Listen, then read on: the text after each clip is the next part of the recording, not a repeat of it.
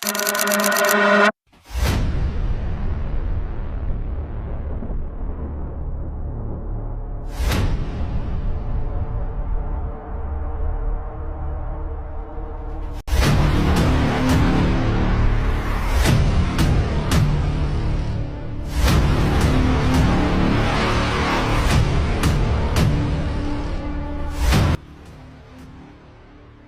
morning everyone. Welcome to today's forum.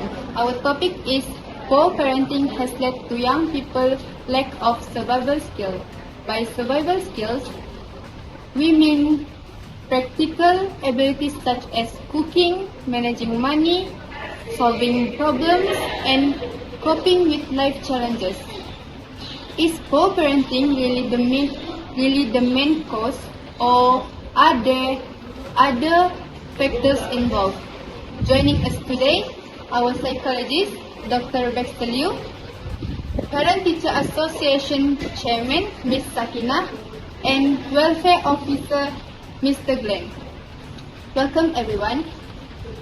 Dr. Bax, let me begin with you. From psychologist's point of view, do you agree with this statement?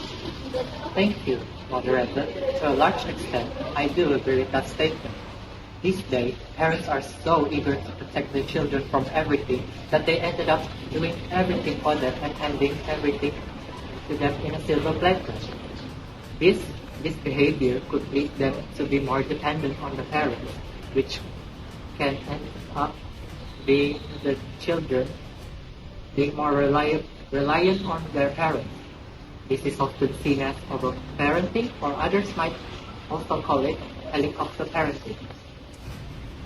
Most of these does not make us smart sailors.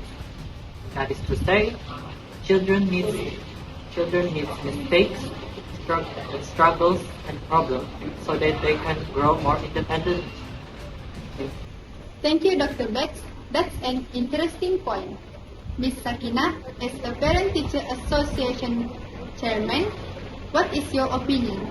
I agree partly, but parents are not the only ones to blame.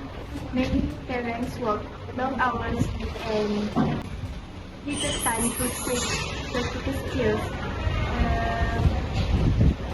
Schools and society also play an important role. As the saying goes, it takes a village to raise a child. Thank you, Ms. Sakina. Mr. Glenn, you work closely with families facing various challenges. What have you observed? In my experience, I have met teenagers who cannot cook a simple meal, wash their own clothes, or even make basic decisions without asking their parents. Some families provide everything for their children, because it shows love. Unfortunately, they are spoon-feeding their children. Parents mean well, but they mean doing more harm than good. Thank you. Dr. Beck, what are the long-term effects when children are not taught these essential life skills? The consequences can be very dire, as if the children are too reliant on their parents, they may end up struggling when entering a university or a new workplace. They may find it difficult to deal with stress, mistakes, and criticism given by their supervisor, and this may end up with them not knowing how to deal with their stress properly, that they end up developing that coping mechanism. Ms. Sakina, what practical steps can parents take to improve this situation? Parents should involve children by ask them to do daily household chores like managing money, cooking, or certificate shopping. This activity teach about discipline and responsibility. Experience is the best teacher also. Mr. Glenn, does technology contribute to this issue? Definitely, many young people spend hours on mobile phone and social media. instead of learning practical skills. Some parents also use digital devices to keep children occupied.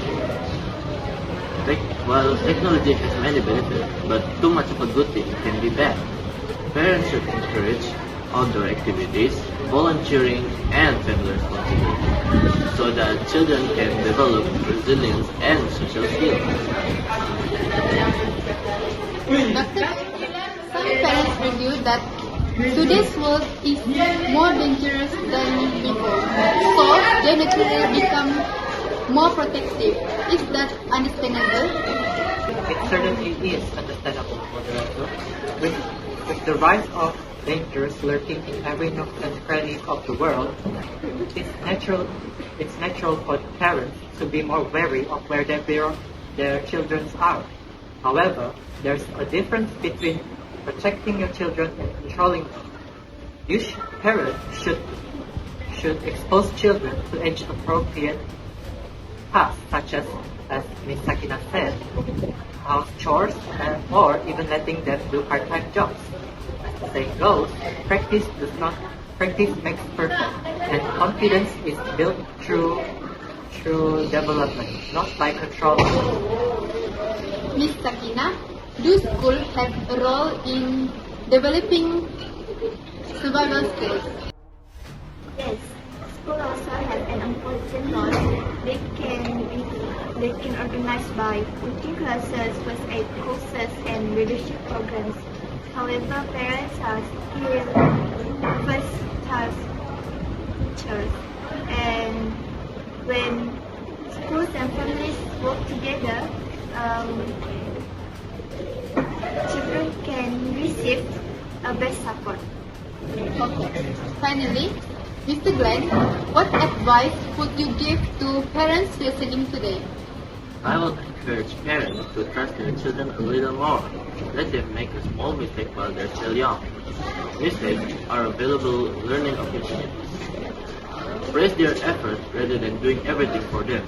Remember, where there's will, there's a way. Children often surprise us when we give them the chance to be responsible. Thank you to all our panelists for your valuable insight. Today's discussion has shown that co-parenting can indeed contribute to young people's lack of survival skills, especially when they are overprotected and constantly spoon-fed. However, parenting is not the only factor. Communities, schools, and modern technology also can influence how young people develop. Ultimately, parents should guide rather than control, teach rather than do everything themselves, and prepare their children for the real world. As the old proverb reminds us, give them a fish and feed them for a day. Teach them how to fish and feed them for a lifetime. By working together, families, schools, and society can raise confident, responsible, and resilient young people to face real world. Thank you to all our panel and audience. Have a wonderful day.